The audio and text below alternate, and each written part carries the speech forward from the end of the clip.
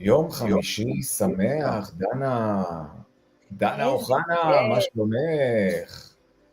וואלה, סבבה, חמישי, ערב, ואנחנו נפגשים פה בסלון. לגמרי. היא באמת בסלון, הייתה קצת פחות. נכון, אני בחדר פחות בסלון, אבל השיחה הזאת תרגיש לנו שיחת סלון. לגמרי. היום יש לנו אורחת מיוחדת מארהב הרחוקה, אבל איזה מזל שיש לנו סלון וירטואלי ואנחנו יכולים לארח אנשים מכל קצוות תבל. וואי, לגמרי. כן, והיום אנחנו מארחים את ברנה Whitaker from the States. Hello, Brenna. Hello, thank you so much for having me. Thank you. Welcome. So CLI, it's like our new digital home on Disciple, and you also using Disciple as your digital assets for your community. So Brenna, what's your secret community aspects regarding Disciple and what your community is? So I have been running the Mentor Me of Ulster County app for about 3 years. I built it from the beginning. It is a program hub for a youth mentoring organization where we have resources, training, chat, all the things you need to run a program within the app. And it's been a really fun experience starting from scratch and being able to grow with the platform as they grow and added different features. And I'm happy to answer any questions or talk about it. I really don't have experience with other Disciple platforms, just that one. So, I'd love to share anything that would be helpful. Yeah. Maybe you can share your first interaction with the platform and what do you imagine that their community will be like? I think maybe I'll say it in a different, I think I'm going to say it in a different way. Like, what were your thoughts about like community before using the platform? And what were your thoughts like about community and what's the perceptions that became while the experience of using a platform like the one that in Disciple? Yeah, absolutely. So in the beginning, the community itself offline in the organization was very separated. There wasn't a lot of organization. People didn't really talk to each other. There wasn't a lot of community. So in building the app, I really wanted to get the organization together as one big community. And we had tried some other platforms like Facebook, and there just were constant challenges with that. So I was able to, grow the platform so that everybody had this togetherness. Everybody could find the same thing in one place. They could share pictures. They could talk about their struggles, ask questions in a way that they really couldn't on other platforms because of the privacy issues. So it really taught me about online communities and what is possible for the connection between people, especially when you're dealing with nonprofits and youth serving programs and vulnerable families. It was really powerful to be able to build all those things in one space and have people talk about how much it helped them and have people form friendships and bonds and connections because they were able to see each other within the app, even though they were dispersed throughout our area and wouldn't normally see each other or speak to each other. I think, but that's a very interesting thing. Like, how do you really create that connection? You know, it's the one thing that you want to bring people to the platform and use it. It's another thing how you get them to actually be active, you know, start sharing, start communicating, trusting each other, sharing with like to one another things. So if you can maybe elaborate about this part, like how do you actually got that to work like that? Because it's not that easy, and I think it's it's a struggle for a lot of community managers. I think in the beginning there were certainly always struggles just getting people to engage, especially in the beginning. A lot of our participants on the volunteer side were older, and getting them onto new technology was a little tough. Nobody wants to try something new. And then, there was the status quo of they just didn't have to communicate. They didn't have to participate with certain things. So, they just weren't super excited about it until we got going and we were like, how do we get this to be the baseline? Like, if you want to be part of this organization, you have to use this platform because there's only so many staff and so many people to manage 100 volunteers, 100 families. So we sort of made it not optional by putting all of our training and resources on there, and pulling analytics and seeing how often people were using it, so that if they weren't, the staff was reaching out to them and saying, hey, like, did you know about this? If you want to know more, you have to get on the app. We really made it not optional. And also making it bilingual was super helpful, even though it's not set up for that. I just doubled up on everything in Spanish and English, which really helped. But really just putting all of the forms and everything on there, so they had no choice but to sign up, was helpful. And then just really having a schedule of engagement and asking questions in the chat. We would do some prizes and things. Hey, like, if you are answering these questions, then you'll be put into a drawing for a gift card. Really trying to get people to break the ice. And then once they did, it became much more natural. We didn't have to facilitate it as much. Where people would just come on there and say, hey, my mentee needs a ride. And then they would all figure it out together. They would ask each other questions, where in the beginning it definitely took some time. But there was I have a question. Was there any structure of onboarding strategic behind it, or you go with the flow and saw what happened in the community, and then you build the onboarding process for every member? So originally, before we were using the app as a required tool in a hub, it was one staff member doing what we would call onboarding and enrollment of volunteers, and then just, hope that they would get on the app afterwards. So I had to come up with a standard of practice of when they would apply to become a volunteer, I reach out to them and I'd say, here are all the enrollment steps. And number one is you have to get in the app. You can't get to anything if you don't do that. So that really got, people on there. And then the first thing they would need to do is go into the section for forms, go into the section for training. They'd have to complete their training course. I love Disciples courses. That's great. And then I would also do a welcome. So I would welcome them on the app and say, hey, everybody, like, this is our new mentor, get to know them. We would invite them to our group events, and, it would sort of come naturally from there. Really just trying to throw people into the app. And once they were in there and everybody said hi to them, it was much easier. But that was really the only way to do it. It was just not give anybody an option.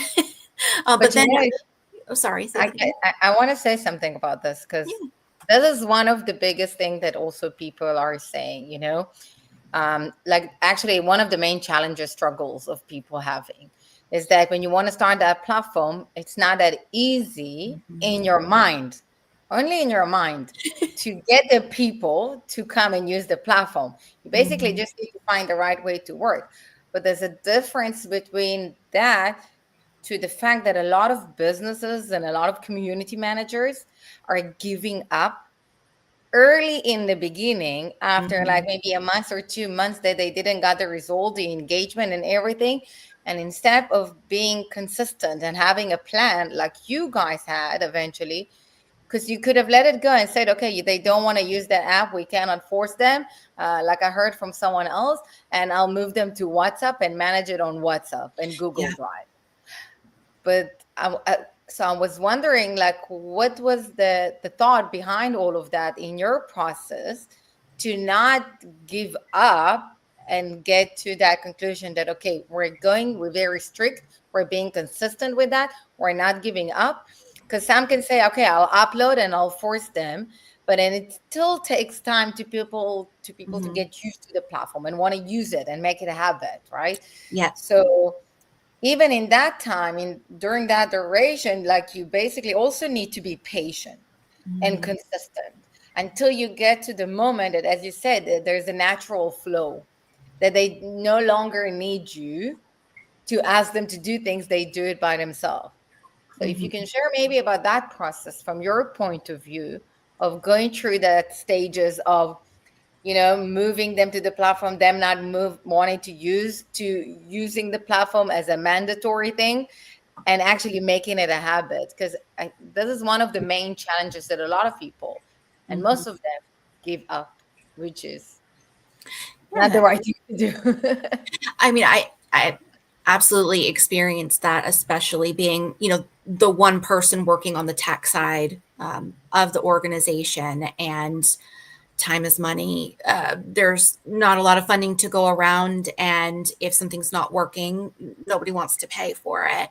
So I definitely had to justify the use of the app for a long time when it was kind of a baby, to say, no, we just have to give it time. We'll get there. Don't give up, because then we're going to start all over with something else. And it's going to be the same thing that it was before. And we're always going to be in this space of, oh, I wish things worked better, but we're never going to get there. And I think that being part of, I've run, other communities, not within an app before, with scouting, and then I've been part of other communities, and I know what was possible. So I was like, just stubborn about it. I'm not going to give up. I'm going to make it as user friendly as possible so that people want to be in there. And then, like, once they give it a chance, they're going to like it. And that is what happened. There were some holdouts.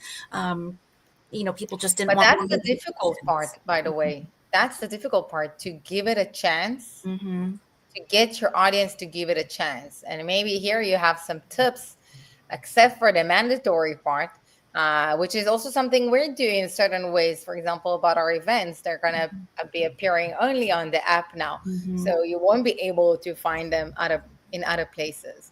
But if you can maybe share tips around that, because I know that's one of, like, again, one of the concerns that people's got about, okay, so how do I move from social media when people already have that, like, habits of, that behavior, and now I want to move them here? So in the beginning, with a big group of our volunteers, many of them were especially older men and women who weren't using any social media at all, which is why I think that the previous executive had given up many times, because nobody wanted to use anything.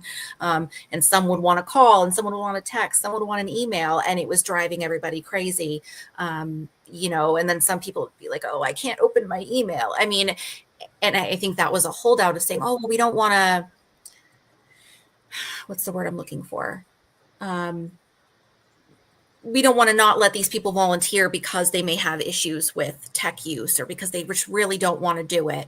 And we tried, multiple different ways to make it friendly and be like, oh, try it out. But it just really came to a point where there was only so many of us and only so much we could do. And we had to say, and if you don't want to use the app, you're going to miss everything. And that's not on us at this point. And just trying to make it as easy as possible, like with steps and screenshots and calling people and saying, hey, I'll walk you through it. And then I think naturally too, we ended up getting more of more of a diverse volunteer base because they were more used to platforms, digital platforms. And that sort of built the community where they would all work together with different age groups and economic groups. So really just getting over that hump. And then, once we would tell people that we run everything through an app, they were, a little bit more apt to volunteer and then stick with it, because volunteer retention was always very hard for us. And ever since we got this hub going, the retention of volunteers staying on over a year has been almost 90%.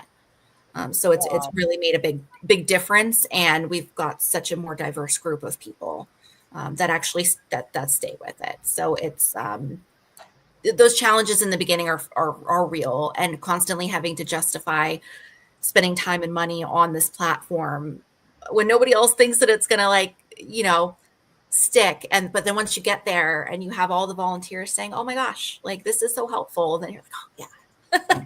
So how do you do? So you brought me straight to my question. So how do you justify that from? Because it's a nonprofit, you're investing money and time, and a person that is dedicated to this. So how do you? And you cannot do really monetization much, or I'm not sure about that option, but. So how do you justify it? The use of the budget and to build that community there and to stay consistent along the way with something that basically not gonna give you clean money in, I know there's other stuff. So I would love to hear it from you. Yeah, I think that one of the big things I learned is that we could use certain tech costs as program funding, which operation costs and admin costs in the nonprofit world are very rarely funded. That's very difficult. But for me, with this platform, it was very easy to justify that as a program cost, especially as I built it out more. And it was something that we had to use, and it had all these resources and trainings in it. I was able to get that covered by government funding. And, that was an easy, every year, I didn't have to worry about that. Another thing that I was able to do is there are a lot of foundations and organizations that, if you find the right one, really do believe in using tech for the greater good in this way and are willing to pay for expansions and things like that. You just have to find the right group. We have a couple of local funders around here that really, really enjoyed that fact. They weren't specifically funding the app, but when we would have to do check-ins with them and I would talk about that, they really appreciated that. And from what I've learned in this area, a lot of people aren't using those tools because there's so many small nonprofits around here who, just can't swing it as they're starting up. So, I found the farther in that I went that it was easy to get the costs covered, but still had to, justify it to the staff and the board, every year. And then the more that it grew, it became the executive director saying, we really couldn't operate without this. It's saving us staff time. It's saving us money. So it all ended up working out very well, even though it does seem off the bat like a big cost. You've mentioned a few challenges, and I'm wondering how you manage to create trust between mentors, families, kids, which isn't easy online, and how did you build this sense of safety and credibility from your role among people that don't know you or don't know the mentees? Absolutely. So I think that especially this was very difficult with families.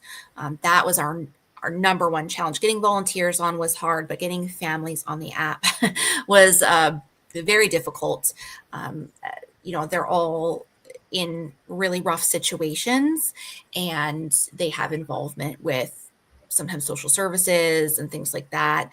And so they're very careful about putting any information anywhere to anybody because, it can be a little bit scary to be in some of these situations that they're in. And talking to them one-on-one, having the program staff go over it with them meet them in person and show them, tell them about what we do to keep them safe. I had to come up with a data safety policy, which we didn't have before, and certain standards that we would have. We met multiple times with large groups in person with the mentors to ask if they had any concerns and to tell them what steps I was taking to make sure that this was a safe platform.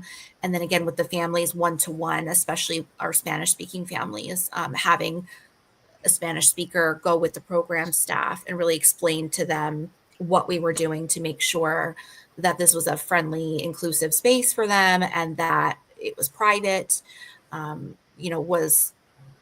it definitely relates some fears a little bit. Another thing that was a big deal for us when the original app we had, we completely replaced. So we just got rid of that and built a new one. It was easier that way. And when we did that, I spoke with Disciple about some of the concerns that we have in our country about the law and a lot of things that are changing and keeping people safe. And so Disciple put our new app on European servers instead of American servers, because we did worry so much about the information that we had of our families. And so that was something that made them feel a lot safer, because they have different standards and we didn't have to worry about certain things. So that was just another part of growing the data safety policies. I mean, there's certain things that we still wouldn't put on the app, but as far as like sharing photos and things like that we wouldn't do on social media, we did feel fine about that. And our families and our mentors knew what they could post, what they couldn't post, and it all went pretty smoothly. I can say, yeah. You want to say? Continue. Now, I'm actually thinking like about a few things that you've said.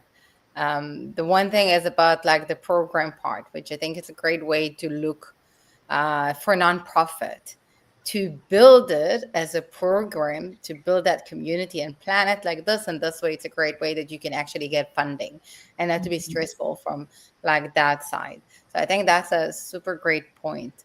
The other thing, what I loved about what you guys have done is that you really seen it more than just a community. There was a lot of investment there. And it's not up for granted, like it's not like the fact that the company decided, the organization, like to focus on like putting the effort, the time, the money, even if it's coming from a funding, and keep on doing it and getting connected and not giving up. Because I think that that's the big part. It's the not giving up and understanding the potential and focus on it, even though it takes time and some growing pains and all of that, but it's worth it at the end. So I think it's a great thing. Yeah, absolutely. Just being able to see what it could be and knowing that nothing happens overnight. And as Disciple was growing and changing, anytime I had a feature that I felt that I could really use, they were so receptive. And he's like, that's something they're working on, or, oh, they haven't thought about it in that way, especially the way that I was using it with massive amounts of groups and articles and folders. They were always really interested to know how I was doing it and what would work better for me. So I think that was a gift in that I wasn't going into a platform that was already very, very set up in a certain specific way, and they weren't interested in hearing feedback. They were super supportive. I don't know if I could have done it with something else necessarily that wasn't specifically set up for that and have the same outcome, because they were very, very helpful.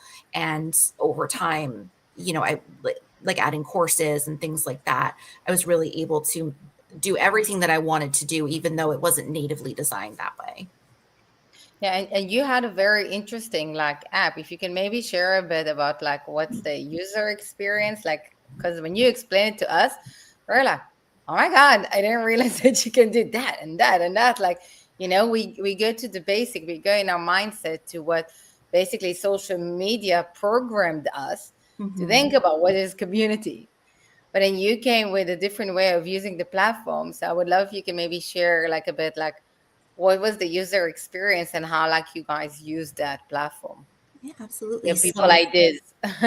There, basically what I wanted was everybody to have their own experience depending on what group they were in. So I had families, and then mentors, and of course staff behind the scenes. And then I was the only one as an admin running everything in the back end. So I wanted a mentor to be able to open up and see everything that was dedicated to them. I wanted a family to open it up and see what was for them, and not crossover on most things. Like, it wouldn't be appropriate for the mentors to be in the chat with the families and things like that. And when I had first done it, I had never worked in folders and all these different things. And I wanted it to be as natural as possible so that you didn't have to click so many different buttons, which is how it was in the very beginning. You had to click in as a mentor or a parent, then you had to click in another folder, and it was just messy, and nobody's going to use that. So everything on my end was on one page. So it looks a little crazy on the back end, but everything was color coded. And a mentor could open it up and they would see resources for how to support specific needs in children, trainings, and a dedicated chat, photos. We have community resources if they would need it for themselves or for the families they were working with, like food pantries and housing assistance and translation services. So they were seeing their own thing, but some folders were shared. And then the most important thing for us, or at least for me, was that when they open the app, they can get all of the information of the family they were working with, so that if they were out and about with a child and there was an emergency, they could quickly open it up and get the emergency contact, or see allergies or anything like that. And that was a really big challenge that involved a lot of work on the back end. But the mentors really, really loved it because they'd never had that before. It was definitely work to figure out how to keep it running, because you have lots of kids and lots of people. And so every time something changes, you have to make sure to change it in the right place, which is connected to another thing. But once they got it down, that worked pretty smoothly. And it was a safety thing. It was just really something that was necessary and save staff time. So somebody's not calling you at 8:00 at night saying, I have this kid, I'm dropping them off at home and nobody's there. What do I do? It was all there for them. And then the families could see what was just dedicated to them. They could see progress towards goals, and they could also message each other back and forth. Just lots and lots of different layers to everything. But I did want it to be as custom as possible, excuse me, for the users, because they're going to use it more if it's simpler. And I have a question. From your experience, what's the biggest misconceptions people have about digital communities? Like this was your first app, your first Yes. community that you handle. So when you're telling people about, I'm running this digital app or digital community, what's the misconception about it? I think in the beginning there were a lot more, because when I talk to people outside of it, everybody's like, oh my gosh, like that's amazing, like you do what? But in the beginning, trying to talk to the volunteers and the staff and the board was very like, we don't need that. Like, why would we need that? Like, it was just very much like, whatever, because they didn't have experience inside of a platform like that either. And like you said, time and money and all that, and a lot of dedicated not giving up for what end. But I really just pushed of this is what it could be. It took a lot of justifying in the beginning of, you're running a WhatsApp group over here and there's multiple text threads and somebody's emailing this person, but this person isn't getting them. And it was just so confusing from the very beginning of the organization. It was very disjointed and people didn't feel supported and people felt out of touch. They didn't know about events because, one person can only let so many people know. And I was like, it doesn't have to be this way. Like, this is a waste of time. You're losing volunteers. If it's all in one place, like it just, to me, it's common sense. It just makes sense. But you were able to vision it. And I think that that's the misconception, that, as you said, like, people don't know, they don't have a vision of what it can be and how far, where you can take it with you. Mm-hmm. And how it's actually, basically, there's so many things that you can do with that, but people are not aware. And because you're not aware, you don't see the value. And if you don't see the value, so what's the point in investing the time and the effort and the money, especially if, let's say, you already convinced yourself to give it a try, but then it's not moving in the direction and in the speed you want. So let's give up. Instead of actually seeing the full potential, which I think that that's the biggest, like, I don't know, like a mindset that they have, that it's like, if you overcome that and you start seeing, but I guess that's the difference between someone that really want to take his business, his brand, this community to the next level, or keep it. It's just like basically a freebie, Facebook, LinkedIn, other social media, WhatsApp group, or whatever it is. Because I can hear from a lot of people, they run very easily to, okay, so I'll stay in WhatsApp. Okay, so, but it's easy. People are used to WhatsApp and are used to this. And I think it's bullshit. It's because, like, that's what we're used to. It doesn't mean that that's the right thing to do. There are other options. And I will add, to convince them, and they can see the results. And how amazing is that? And I will add a little thing before Brenna will answer. I think people don't have the vision besides the digital platform. They don't have the vision how to manage and how to build a community and how to structure it. First, you need to be visionary, and the platform is just a tool for you. How to design and how to architect, it's just the technical part, but you have to be visionary. Sounds so fancy. I mean, I guess, when you say it like that, I mean, I really did have this. It sounds dramatic, but I think it's very simple. You need to be visionary as a community builder. Yeah, but that's the difference between a small business owner to entrepreneur. That's the difference between a community manager to community builder. So again, everyone, I think, needs to know where they are on that scale and work or respect that. And that's why those communities are not for everyone, because you really need to stick and have a plan and have a strategy and read your audience and keep on working and keep it, doing fine tuning and adjustments, and to be open and to be creative. But eventually it's worth it. But there's not a lot of people in the world that in general push to the extra mile.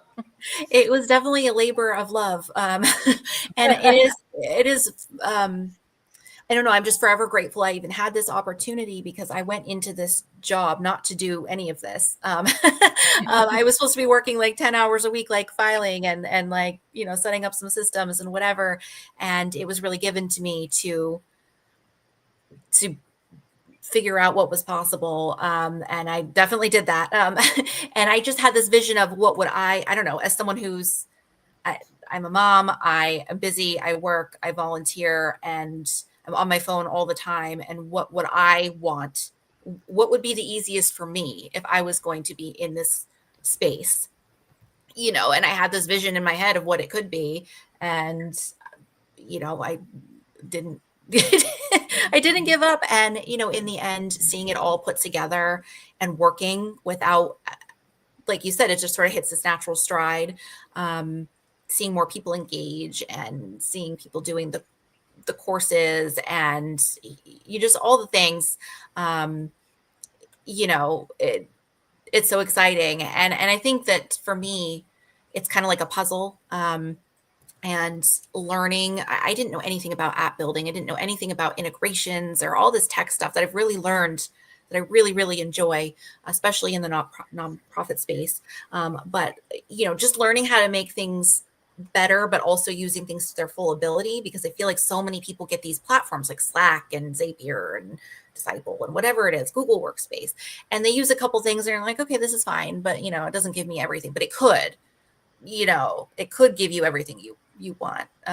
So just really diving into what is possible in each of these platforms was really fun and made it all worth it in the end once it all came together. Yeah. So we're getting to the end soon, and I want to ask you, from your perspective, what's the secret sauce for the success of your app? Why it was so?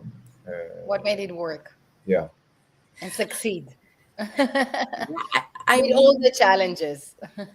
I think that's so specific to, the kind of organization that it is. You have a really broad range of people, all who care very deeply about the families and the children. We've got, a lot of really hard times everywhere, but especially like for us right here in our neighborhood. And, everybody cares very deeply about what they're doing, but they're all out there busy, also trying to make it and live their own lives. And I think that just really leaning into the resources and appreciating, like vocally appreciating what they're doing, in this app, saying like, here's what you guys are doing, and here our successes, and what are your struggles? I don't know, just really giving them the opportunity to see what they're doing in the community and to ask questions and to give them resources that they may have not thought to ask. Once people got into it, it really, really strengthened the program. And I think that's obviously got to be a lot different for like a for-profit business that's trying to maybe sell a product or something like that. But, everybody in our organization just really has a love of what they're doing, and just trying to wrangle them and get them all in one place. And then really just letting them know how appreciated they are, and like keeps them coming back. Yeah. But I think you had a good point. Like, if there's some of the things that I'm taking from here is that as well, like, as you said, you actually said that if it was a company that's selling a product, it would have been maybe harder and more difficult. But I actually think it's the opposite, what you've done. And I think that's why it's a great example. And I'm so happy you're here and sharing with people as well about like the struggles and the challenges, so that you overcome them. And eventually what you've done with the platform, that sounds like that if you would watch it from the side, you would probably think like, oh, wow, they invested so much money in that platform, in building it and the maintenance of it. But it's actually way more difficult to do it like in a nonprofit organization, because as you said, you need to justify the money and like to how to bring it, like from where to bring it, why to use it, get people to use it, although it's for free, but it's still, it's something that it's regard to something very personal in their life. And I think what you've done, like it's amazing. Like they're not giving up. They're like having it and planning it and really having a vision that leads you there. And I really think that for a lot of nonprofit, I think one of their takeaways is that build it as a program. I really think that that's such a great and valid point, because it helps you as well with the people who's going to use the app, and it's on the same time going to help you with getting and justify it from the financial point of view, the budget, but it's also going to help you by being more organized and understanding what's the added value of it. And I really love it, like to hear that there's some people who don't give up and have that vision and keep on pushing, because I think that that's the difficult part. In regardless if it's nonprofit or like with a product, like a product-based one or a theme-based one or whatever it is. And regardless to the monetization, it's to not giving up and keep on working on building that community, improving that user experience, touching what they really need. And like in what I believe, it's really creating a one-stop shop in a way for it. Yeah, it really just like that's the word I was looking for. Just keep going, and you'll get there to where you don't need all these other things, and you're going to save time, and it's going to be wonderful. Just I promise, just to stick with it.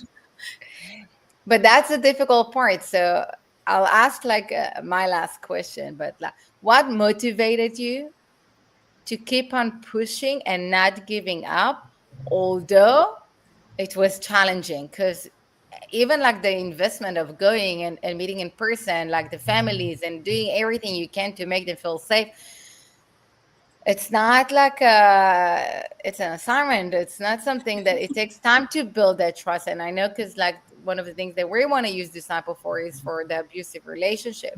Mm-hmm. So we know how long it takes to build that trust, to get those people even to share on a WhatsApp, you know, mm-hmm. less like now you're moving them to an app. So I guess what's motivated you? I just, I think order. I sort of got thrown into this role and had no idea what I was getting into. I mean, it was a very new organization run by one person, and it was a mess.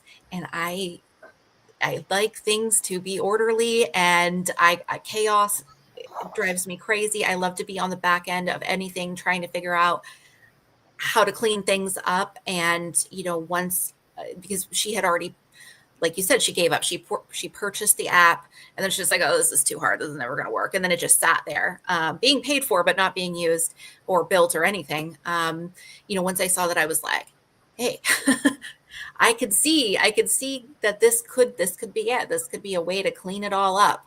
And it took a long time, but it really was, seeing it now running the way that I envisioned it versus 3 years ago when it was just a hot mess of an organization.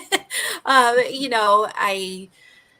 it being something that people come to me for now to ask me about it. Like Disciple sends other nonprofits my way to ask how I did things, and other local nonprofits will be like, oh, like, what were you using? I've heard it's really great. I knew we'd get there eventually.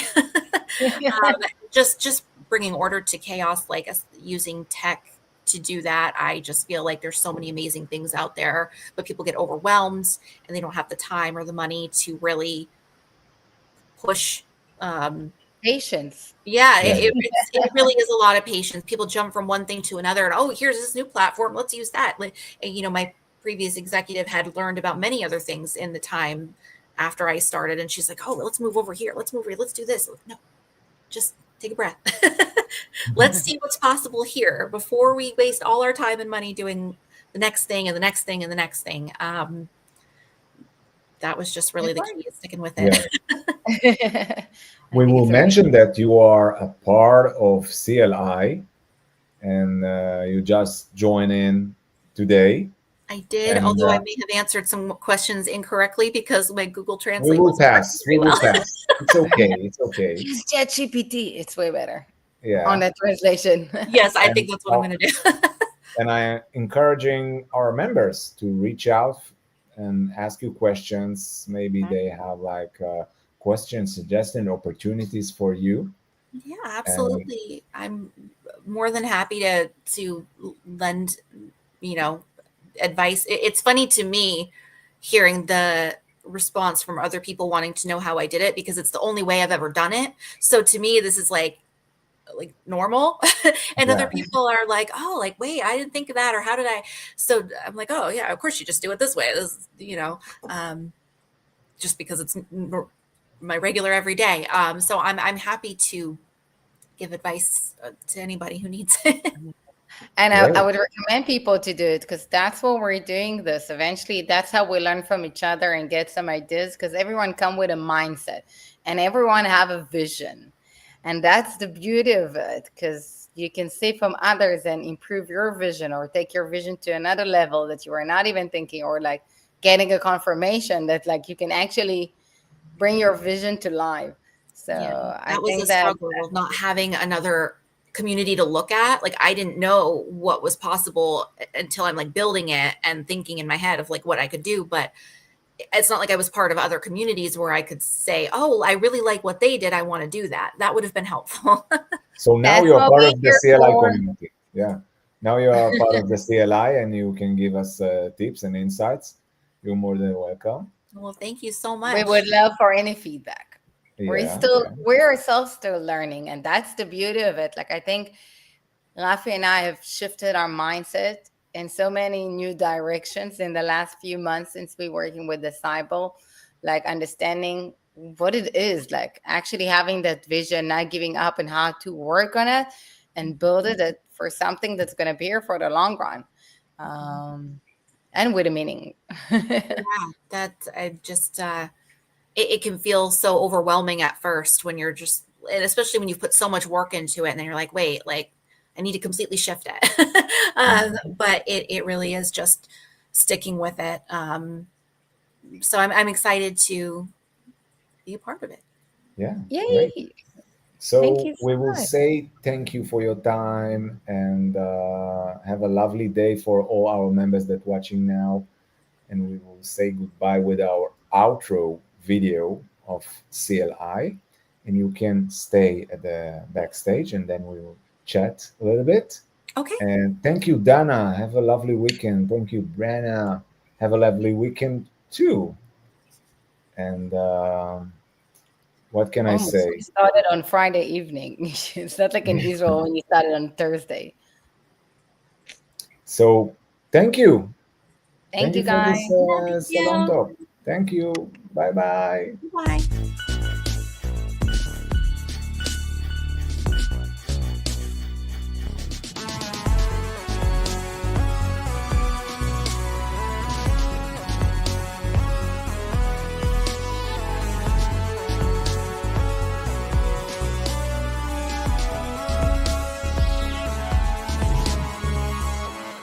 CLI, Community Leadership Israel, מנהלי קהילות ישראל.